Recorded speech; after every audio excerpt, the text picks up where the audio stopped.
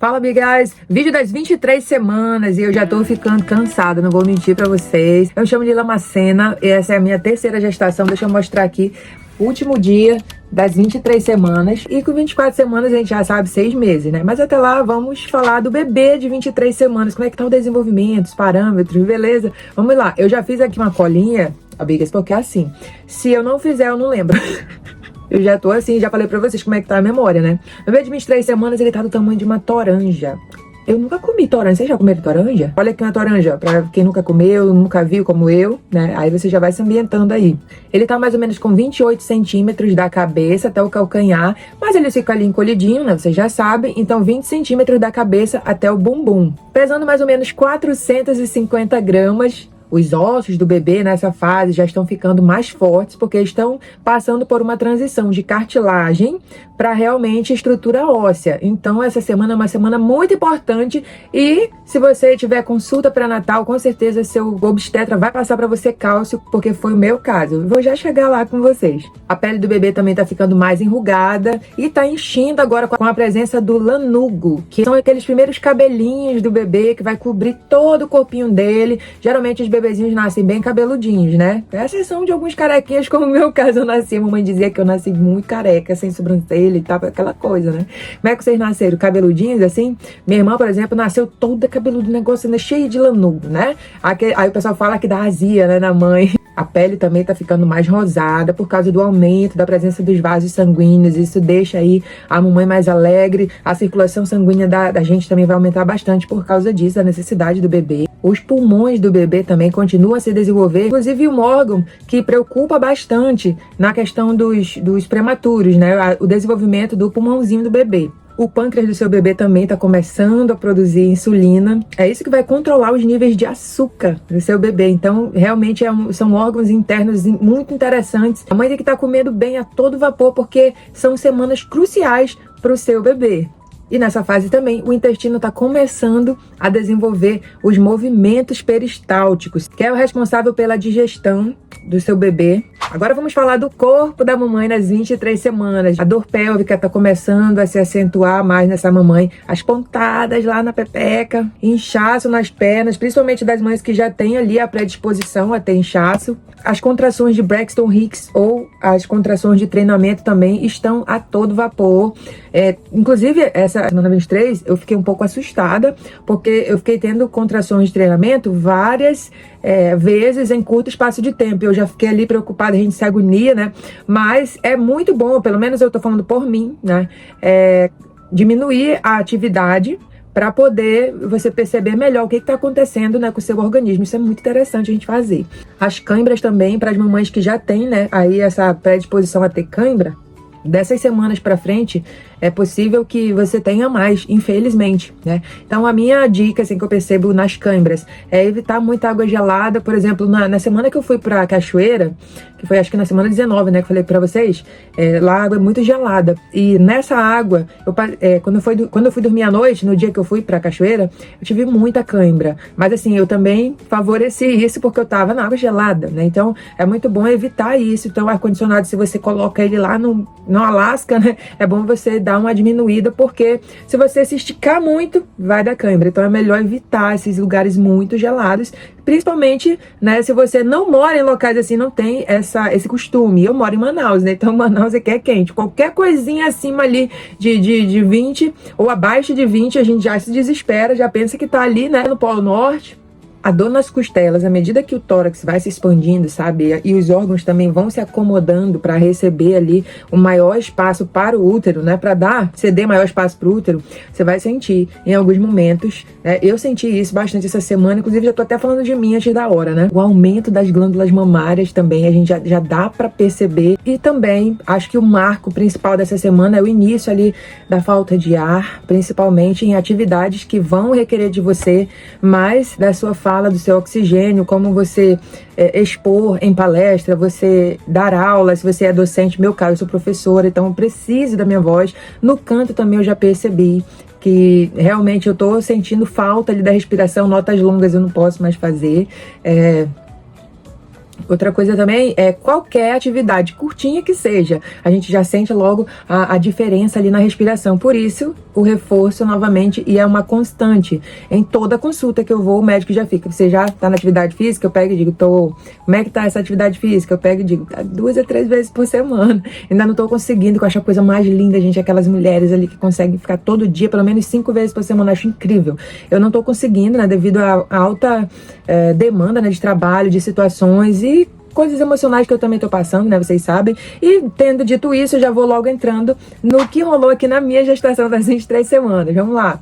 Primeiramente, essa falta de ar, já que a gente já tá falando disso, né, já tô percebendo claramente, né, como eu falei pra vocês, no canto, eu já tô vendo que a mesma mulher que eu tô na terceira gestação, a mesma mãe da minha primeira filha, que cantava, fazia tudo, nessa vez, dessa gestação que eu tô com 35 anos, não é a mesma. Eu sinto claramente, gente, a falta de ar com pequenas caminhadas que eu faça, sabe? A minha disposição, ela tá bem menor em relação às minhas outras gestações. Então, eu atribuo isso realmente à minha idade, porque na gestação da Bel, no segundo trimestre, eu queria fazer tudo. Eu queria fazer acontecer, viajar. E dessa vez eu só tô querendo ficar no meu canto, resolver as coisas do bebê, preocupada, né, com a chegada dele. E aí eu já chego no outro ponto.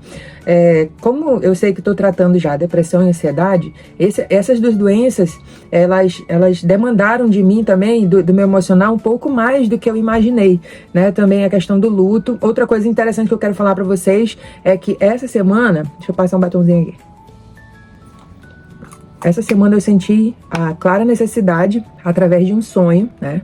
Eu tive um sonho com a minha mãe, todos estavam no velório da minha mãe, e eu estava lá, mas eu era a única que ainda estava ali, né, preocupada e tal. Inclusive eu estava filmando parte daquilo e eu dizia bem assim pra mim, poxa, eu não quero esquecer disso. Eu dizia isso no sonho, e quando eu olhava pro caixão, porque eu estava no velório, era minha mãe que estava lá no caixão, e parecia que estava todo mundo assim, tranquilo, de boa, mas eu era a única que estava aflita, vendo ela ali sentada, e todo mundo parecendo que ela já estava morta, sabe? Então eu acho que você tá entendendo mais ou menos o que o meu inconsciente estava dizendo pra mim, né? Então eu via aquilo e eu dizia ainda que eu não queria esquecer, né? Então é provável, gente, por causa disso e de outras situações, né, que tem acontecido ali no meu pessoal, mas o que eu posso falar pra vocês é isso, que eu ainda tô naquela fase da negação do luto. Por mais que eu não queira estar assim, eu tô negando querer isso, sabe? Mas é como se meu corpo ainda estivesse processando, sabe? Eu estou ainda naquela fase da negação. Foi isso que a psicóloga passou pra mim na última consulta, né? E quando eu acordei desse sonho de perceber que a minha mãe estava viva, ela estava mexendo assim na cabecinha dela, como ela fazia, né? Quando estava viva aqui na parte na sala de casa, né? E aí eu olhei aquilo, quando eu acordei assustada, porque eu fiquei assustada no sonho, né? De vendo ela assim, viva, e todo mundo normal velando ela, né? Quando eu acordei, eu tinha clara certeza, bem assim, brotando no meu coração, eu preciso tirar as roupas dela de lá, organizar o armário, guarda-roupa dela, as coisas dela. Eu sabia, foi tipo uma convicção, sabe? E aí liguei pra minha irmã no outro dia, e aí a minha irmã também tem o processo dela, mas aconteceu, minhas amigas, graças a Deus. Até coloquei aqui shorts, né? 2 shorts pra vocês, e vou mostrar aqui pra vocês que eu tô ainda nesse processo. Olha aqui, tá vendo esses itens aqui? São todos os que estavam lá, né, na casa da minha mãe. Eu ainda não consegui arrumar, porque realmente foi muita coisa que aconteceu esse final de semana. Mas só pra falar pra vocês, né? Isso já aconteceu. Eu pensei até que eu fosse lidar de forma pior com isso, mas graças a Deus não foi assim. Eu consegui, eu fiquei animada, eu fiquei feliz. E no meio disso aconteceu algo muito legal, que eu vou colocar aqui nesse vídeo mais longo também, do jeito que eu fiz nos shorts, né? Vocês sabem que as pessoas mais antigas, elas tinham um costume bem maior do que a gente de guardar itens, né, de lembrança. Eu tenho isso porque eu percebo que é da minha personalidade, do meu temperamento, como já falei pra vocês outras vezes. Mas a minha mãe tem muito forte isso com ela, sabe? E lá no meio das coisas dela eu achei vários itens de menino, só de menino. Eu procurei de menina pra ver se, tipo, ela tinha guardado de menina também. Mas não, ela guardou de menino, sabe? E eu fiquei muito feliz e satisfeita e passou aquela mensagem assim, como se ela soubesse, sabe?